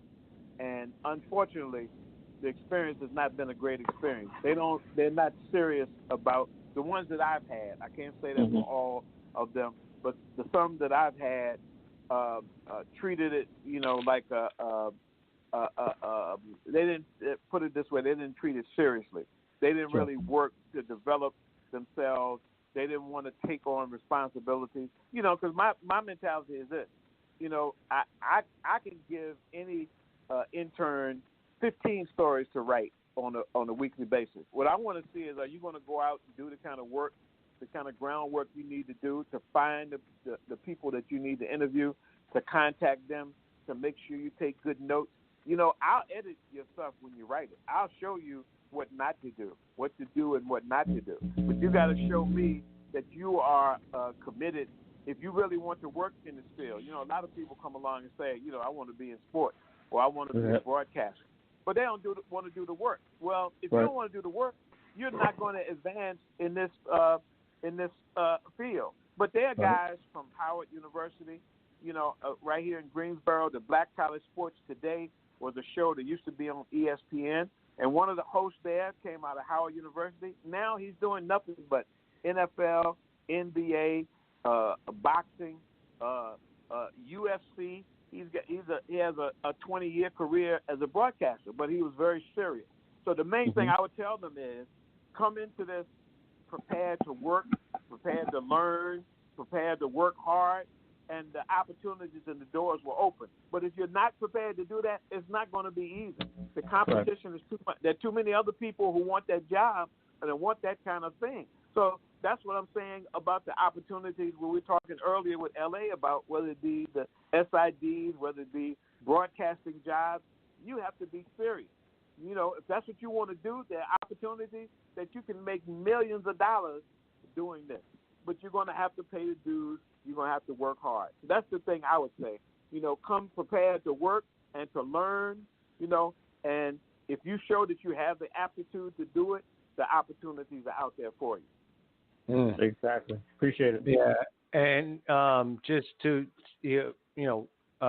T just kind of touched on everything I was really trying to say. Orlando Hughes, I know you feel the same way in terms of we've had this conversation on and off the air about those opportunities and people grasping that and understanding where we come. And understanding, too, as Luke is old school, right, and has this publication that's very good, very professional, that it's not, you can't roll over in your pajamas and blog. Like, you're not a writer. You're not a writer rolling over in your underwear and writing something. It's a skill set. And what Lou is saying is that you have to have the meat and potatoes. You got to want it. If you don't want it, then somebody, and might not even look like us, will come in and take that position. Bottom line. Let me give you, this is a heads up for what's on the Black College Sports page this week. Another bit of sad news is that James Birch, who was a longtime official, the first black official in the ACC, and a longtime coordinator of basketball officials for the CIAA, passed on Sunday. I just got that today. James Birch, he was the first black official in the ACC, basketball official, and he opened the doors for any of the black officials that you see in the NCAA tournament, in the conference tournaments on the Division I level. James Birch was the guy who opened the doors for him. He was inducted into the CIAA Hall of Fame this year. And one of the things he said to me, and this is why it was a shock to me, one of the best games in the history of HBCU basketball was in 1968 when Norfolk State played A&T in the Greensboro Coliseum in the CIAA championship game. The legend in two games, Pee Wee Kirkland, was the point guard for Norfolk State. The legendary Bob Dick Dandridge, who of Norfolk State and NBA fame, was playing. North Carolina A&T was coached by Cal Irvin, the legendary Cal Irvin, one of the greatest coaches in the history of college basketball. and Norfolk State was coached by Ernie Fields. The game was 134 to 132 in triple overtime. And remember, this is 1968. You know, this is HBCU basketball at its best in 1968. When Birch was inducted into the Hall of Fame at the CIAA tournament this year, they asked him, they said, Mr. Birch, Charlie Neal was doing the interviews at the Hall of Fame ceremony. He said, Mr. Birch, who was the greatest basketball player you ever saw? And he said, oh, that's easy. Earl the Pearl Monroe, you know, when he was at Winston-Salem State. I've never seen anything like him. And he said, you coached the ACC, you coached the NCAA tournament. What's the greatest game that you ever saw? And he said, oh, that's easy too. North Carolina A&T versus Norfolk State, 134 to 132 in triple overtime in the CIAA championship game. So I approached Mr. Birch. I approached him after the ceremony, and I said, Mr. Birch, it has always been my opinion that game was legendary. I'd love to interview you and talk to you about that game as an official, how you saw it. And he consented to do that. So when I saw the news this morning that he passed yesterday, it was just devastating to me. And unfortunately, this is the case in terms of our situations. We have these legends, these guys who broke the barriers, pioneers that opened the doors for many of us, including myself, that if we don't get to them in time and tell their story, you know, we're missing great opportunities. He gave me permission. I've talked to Bob Dandridge. I've talked to Pee Wee Kirkland. I've talked to A&T players. Cal Irvin has now passed. Now James Birch has passed. I was trying to do an interview with the scout for the Pittsburgh Steelers that recruited Donnie Shell and John Starworth and L.C. Greenwood and all the guys that won those 4 Super Bowls for the HBCU guys that won those 4 Super Bowls for the Steelers. He passed before I could reach him. So that kind of thing that kills me in terms of nobody else is going to tell that story if Luke Williams or other guys in our field don't tell it and explain to them the significance of it. You know, so he passed yesterday, and James Birch was a legend certainly in this game, certainly a legend from an HBCU perspective, and certainly we're sorry to see him go. You know, go ahead. No, go ahead. No, one other thing I was going to say, the Black College Sports page this week, and we've talked about this before, the MEAC Player of the Year, R.J. Cole out of Howard University, has announced he's transferring to UConn. He's transferring to UConn, which is not surprising in a sense, because R.J. Cole was not the kind of guy that HBCUs land generally. He's a 4-star point guard, led his team as a junior to a 32-0 record in the state title in the state of New Jersey, and he played for the legendary Coach Hurley at St. Anthony's up in New Jersey. He could have gone any way he wanted to go, and he went to Howard.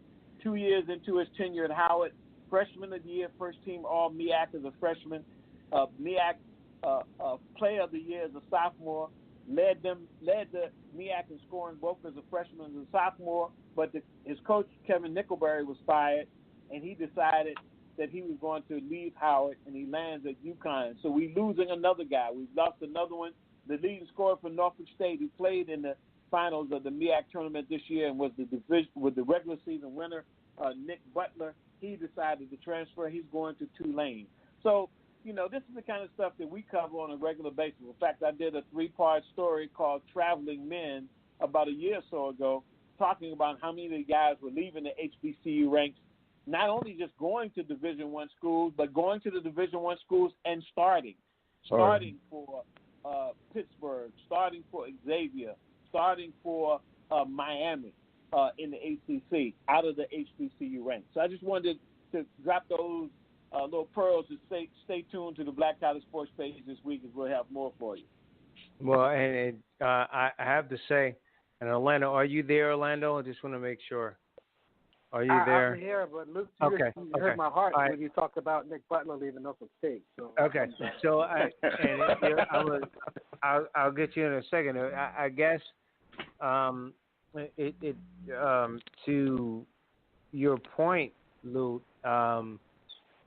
So much talent going so much away, but if we don't even know, like we don't even celebrate. Not we, like Lou Williams and Tony McClain and Orlando and Reggie, but we as black people understanding the importance and the celebration of HBCUs, we don't even know that what you said is like even a big deal, B, it's a deal. Like it's not like life goes on. We just waiting for the CIAA basketball tournament next year and the MEAC, and we don't give a roots whatever, Lou.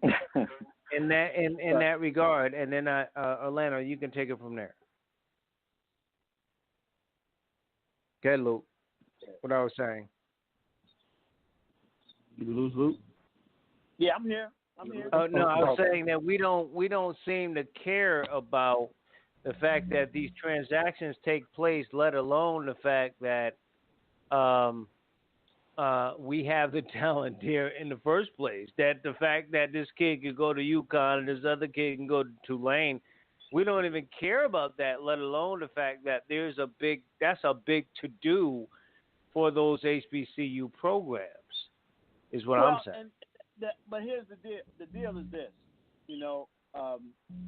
HBCUs have survived as the tides have changed in America, whereas the prime black talent in America could at one time only go to the HBCUs. Now they can go and have all of these other options. My mentality is to appreciate, number one, the history of it. I've said that, when is an HBCU basketball team going to make a run in NCAA tournament?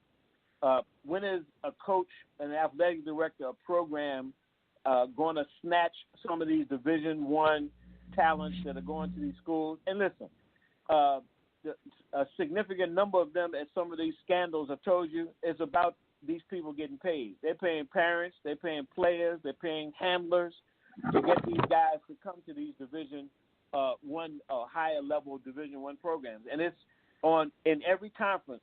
There's almost one in every conference that has been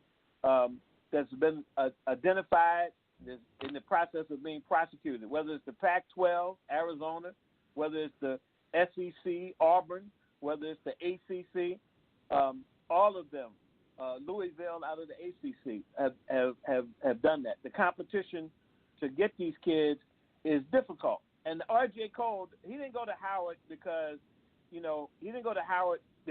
didn't have other offers. He went to Howard because he wanted to go to Howard. He wanted to have the HBCU experience, and he's leaving Howard because he believes that Howard didn't give the opportunity to one of the assistants they had on their bench. Instead, they went out and hired a brother who has no HBCU experience, went to Duke, was an assistant coach at Harvard and Columbia, and they didn't give the assistant coach on his bench that had been with him for 2 years an opportunity to be the head coach. And he said, and he made the statement, if they don't hire this assistant, I'm leaving. And they didn't hire him, didn't even give him an interview, and he decided to move on. And he's going to play for Danny Hurley at UConn, who is the son of the guy that he played for in high school. So there's a connection there. I sat with his parents at an A&T Howard game last year. Had an opportunity to talk to them. He really loved his Howard University experience, which is one of the reasons that guys come and stay at HBCUs because of the experience on campus, off the athletic field. So he's a tough loss because he was, and Kevin Nickelberry was doing a good job kind of building the program in Howard. They were making some steps in the right direction. Now they're going to have to start over. Here's the bottom line. We've taken blows before and still continue to rise. A&T and the players that they couldn't get, they still produced a Tariq Cohen who's making his mark in the NFL, even all 5'6", 170 pounds of him. So we will survive despite the transfers, despite the odds that are against them. fortunately, the HBCU still have some people with some integrity and some grit that are going to make sure they still put good products on the field. And again, keep your eyes open. Let's see how A&T does against a Duke. When Howard went out and defeated UNLV, but it sent shockwaves in football. It sent shockwaves through all of college. So what the heck is going on? How does Howard? I think they were 700-1 underdog or some ridiculous number. Mm-hmm. They went out to UNLV and beat UNLV. So I mean, the victories and the wins are there, and they're going to continue to pile up. So we're going to keep our eyes open and see who's able to do it this time around. The sky is blue. I can never use it. I downloaded it. I gave you one. So, Lucas Orlando, how are you, brother? I'm doing fine. Yeah. You said a mouthful, and I want to ask you one question, kind of going back in the broadcasting and putting it in reality. When do you see HBCU broadcasting? Like, who's that next up and coming HBCU broadcasting team that you want to hear or you need to hear?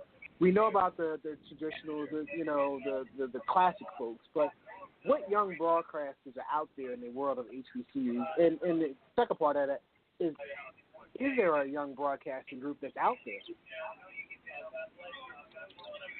Well, it's hard, but what you have today, what you have these days, you have the guys who are doing the broadcast for their individual schools. There are many of them that are good, like the Lamont Germany's up at Morgan State. Donald Ware, who does the North Carolina A&T broadcast. They're very good teams. And Donald, I guess you could say, is relatively young. Lamont is pretty much in his 50s. I think Donald is in his 40s. And Donald is a former SID, both at A&T, at NC State, and he has his own broadcast avenue now called From the Press Box to Press Row.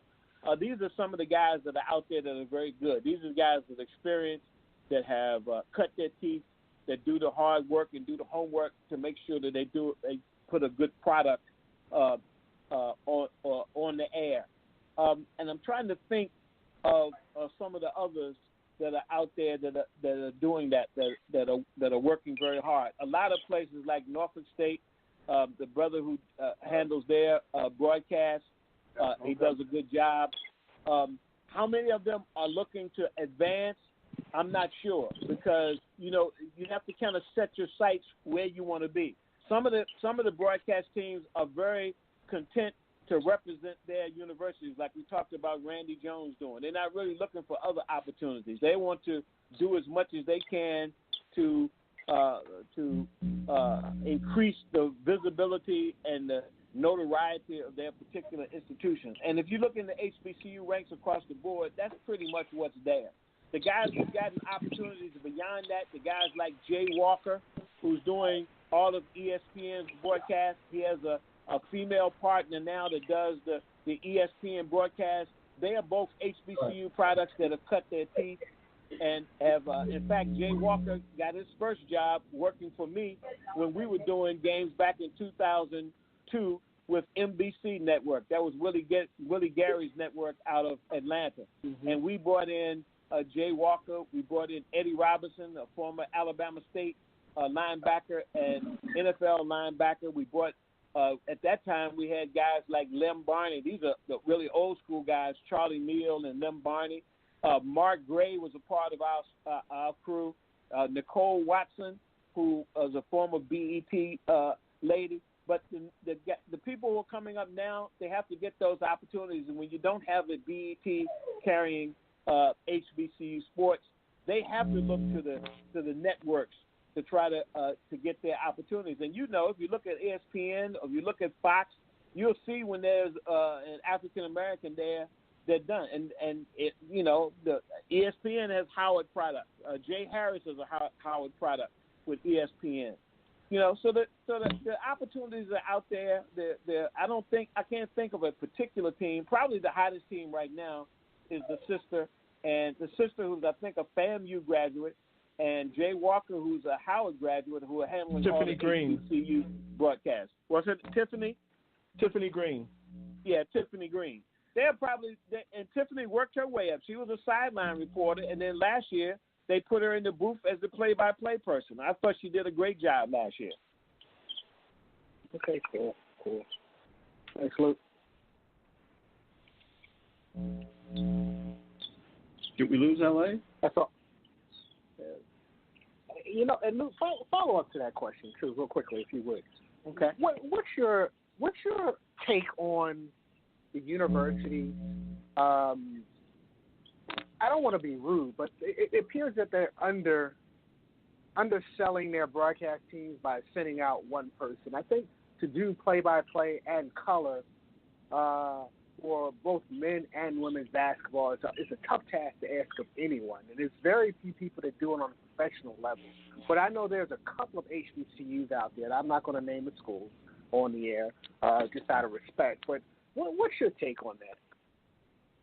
Well, the bottom line is this, and I can tell you from being here in Greensboro, I attend practically every football and basketball game that A&T plays at home.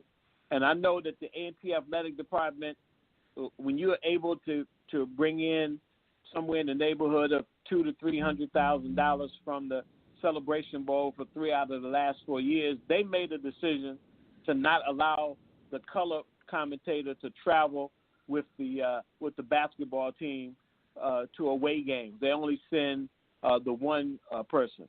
Sometimes the SID will sit in as a color commentator. But the bottom line is all of these HBCUs, even the ones that are the playing like the A&Ts are playing in the Celebration Bowl, which is probably about a $600,000, but by the time you get expenses, you may put $200,000, maybe $250,000, $300,000 in the bank. They're still struggling to survive. They're not. I think the entire A&T budget. I did a story a couple of years ago. The entire A&T budget was like $14 million. And they are putting out, if I'm not mistaken, 18 varsity sports. Mm. So the athletic director has some very, very tough choices to make. Very tough choices to make. They're not operating at a profit. Most of the time, they're operating at a deficit, and this is across the board for HBCU. So, from the standpoint of the presidents that have to run the universities, athletics is tolerated, and tolerated in a fiscal way. It's tolerated. It's not making money. They're doing everything they can do to try to break even. They're not finishing every year with a surplus. And this is why when the institutions are faced with any kind of financial difficulty, sometimes athletics is the first thing to go. So and the mentality is almost no news is good news. As long as you're not making controversial headlines in your program with, some kind of abuse from a coach or some kind of rebellion by players and those kinds of things, it's tolerated. So it's a slow build up that all of the HBCUs have to be involved in. Stay out of trouble, keep the program as clean as possible. I don't know if you saw recently, the HBCUs continually be the hardest hit programs when it comes to APR, academic performance rate, an academic progress rate, in terms of players and athletes, student athletes making progress towards graduation. They're the ones who suffer the most, that end up having practice time cut and scholarships cut and recruiting time cut. So the NCAA is working with the HBCUs trying to address that, but it's a battle to really to find a niche in this dog-eat-dog world of college athletics that the HBCUs are fighting, and they're fighting as well as they can. That's why the SWAC is making changes in terms of their commissioner, trying to bring someone in with more of a marketing background that has connections across the board, that they can make deals like the Celebration Bowl, but hopefully even more lucrative than the Celebration Bowl to help boost these conferences. So I think that's the situation that they're in. They're not in a position to pay. Let me tell you, A&T had a broadcast crew that recently retired that had been doing the A&T games as a color and play-by-play commentator for 41 years. They were never paid. For 40 years, they were on the air. They never played. These were guys, one of them that played for A&T and was a loyal A&T supporter, alumni, Hall of Famer, you know, but they were doing the games, and the athletic department didn't have to pay for them. You know, this is the reality at the HBCU level. They can't afford to pay, and they certainly can't afford to pay any lucrative salaries. In most cases, none of these guys are on the athletics payroll. Okay, if they're able to go out in some cases, here's where the opportunities are. That if you're in a Southern University or an Alcorn State, and you want to do a radio program, and you want to do play-by-play in color, you better have somebody that's going to go out and sell enough advertising to pay for you and to pay for your salary. Because within the structure of the athletic department, look at any staff directory at an HBCU, and you're going to see that those people are not on the staff. They're not paid. You know, in these big institutions, the guys that they use are not paid by the universities either. They're paid because they got a ton of sponsors that come on to their programs and create the money to allow these guys to travel all around the country with the teams to do that. Right. So, because you know, I asked this question because you know, back in the day, and this is 20 plus, actually more than 20 plus years ago, like when I was broadcasting Norfolk State, and we created the NSU Sports Network. You know, we had that sponsorship, but I guess my question is, why aren't the universities using college students, someone that's going to an A&T, someone that's going to a Howard University, and allow the students to get the exposure calling these white college sports? I think that's what's really missing in HBCU sports. Like, it's not the students, you know, that's calling these games. Well, they are doing that. A lot of them are doing that. And L.A. made reference to that earlier. A lot of them are doing that, but a lot of them don't get the training to go with it. You know, they're stumbling through the broadcast. They don't give you the time and score. You know, they don't identify the players. You know, I'm gonna tell you that there's some broadcasts that I can't even listen because they're not keeping me abreast of what is going on the field, because they're not trained in how to do it. You know, so I mean, there are some that do it, and there's some that are better than others. But the bottom line is, you're right. The people who created the sports networks to go out and sell the advertising, what a lot of the HBCUs are doing now, particularly the Division I, are doing, is they're getting deals with the IMGs of the world and the Learfield Sports of the world. You know, that they bring in a guy whose job it is only to do marketing for the athletic program, and his salary is based upon how much sponsorship he brings to the program. That's his full-time job. And then when that is ratcheted up on the HBCU level, where they are doing that and creating those kinds of money, then they can bring in students and train students, or they can bring in other trained broadcasters and do that. And some of them are doing that. Some of them are actually doing that. And I mean, there's some very good broadcasting teams. South Carolina State has an excellent play-by-play man. Lamont Germany at Morgan State is an excellent play-by-play man. You know, there's some that are doing that. But that's the trend that is happening now. Is they'll go to an IMG, or they'll go to I'm trying to think of the name of the company that now handles that for the CIAA. That's what they do all over the country. They send one guy, he'll go to northern Illinois, or he'll go to northern Arizona. And all he does is create and get the local and national community to try to become a sponsor of that university.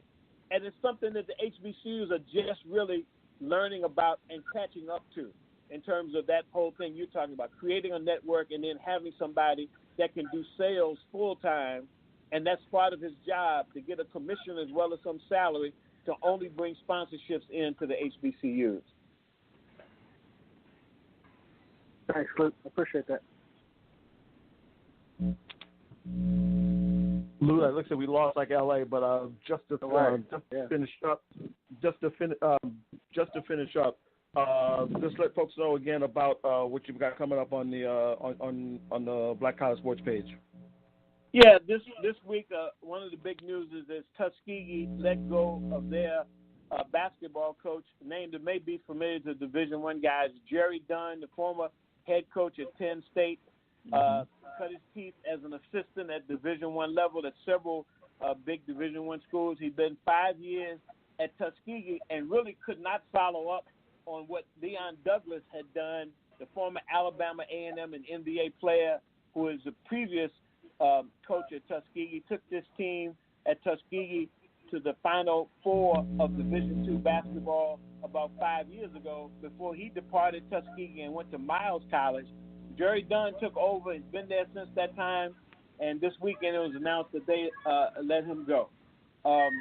Tanya Walker, the former AD at Winston-Salem State, is the new hire at Bluefield College, not to be confused with a former, what is at HBCU, Bluefield State, which is in West Virginia.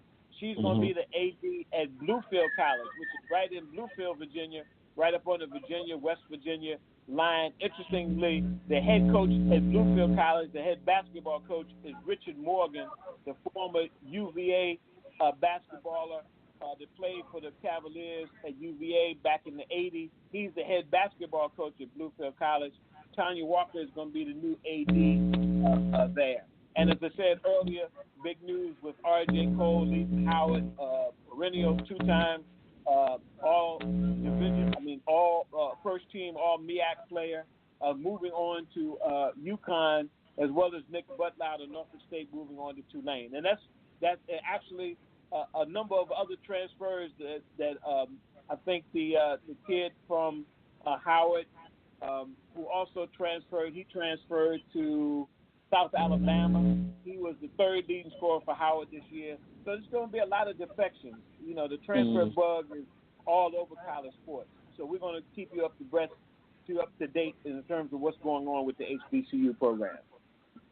Hey, Lute, as always, appreciate you being on the show, man, and we'll definitely be in touch, sir. You take care. You too, bro. Thanks for having me. All right, now. Take care, Lute. All right, Lute Williams from the Black College Sports page as well. Just going to wrap it up right quick. Orlando, any final thoughts? He was going. Yeah, really. He was going. He was going. He's there, and he's exposed, and his exposure to HBCU sports is real. I don't want to speak for you, but I disagree with. I think the universities can do more. I don't think that they're necessarily putting that focus on sports and seeing how sports can be beneficial to a particular institution. We won't name any names, but just a particular institution. I think that they're really, really missing that opportunity. It's surprising, especially when you consider that when Luke was mentioning that they're just learning about, the Learfields. That stuff's been around there for years. So it just, we talked earlier about how you have the kids that don't really know some of the ins and outs or whatever. But unfortunately, you got a lot of folks that are running the show that don't know the in and outs as well, and in the long run, unfortunately, it winds up hurting the program. And the thing about it is they get it from both areas because as he said, they get hit the hardest with the APR, and if there's any NCAA sanctions, I will always argue that FAMU is just starting to come up from all the sanctions that they went under when they had that brief stint as a 1A independent before they came back to the MEAC. And I wonder how many of those sanctions were called in by LA's buddy Bobby Bowden. Exactly. Because I'm always a direct contributor. Well, I tell you what, T-Mac, shout out to Morgan State, man, for taking 400 students in that big burden out their pockets. And just see what they do to pay it back. Yeah. Yeah, so it was Morehouse, wasn't it? Morehouse. No, you did it right. It was the house. Excuse me. It was the house. Almost want to. I almost want to re-enlist him. I almost wanted to re-enlist just so I could get him to take off the student loans. Thank goodness. Yeah, right. Yeah. And I was on a personal note. My cousin graduated from Spelman this past week, so I'm proud of her. And also her baby brother's going to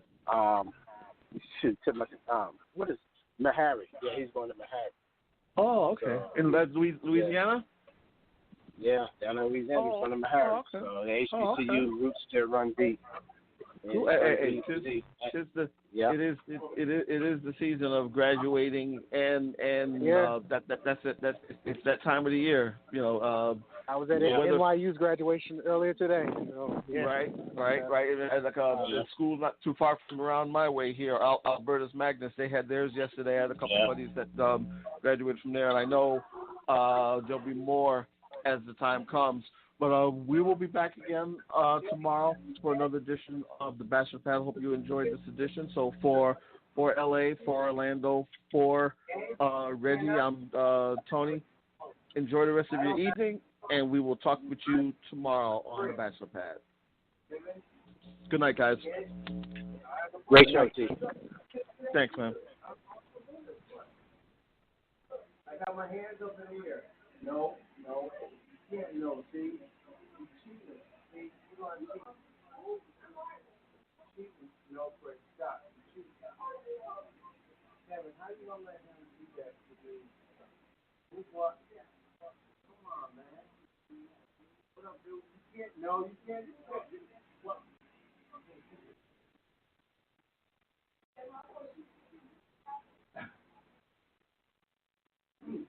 Me and Kev want to talk about something. Me and Kev want to talk about something real quick. Kev.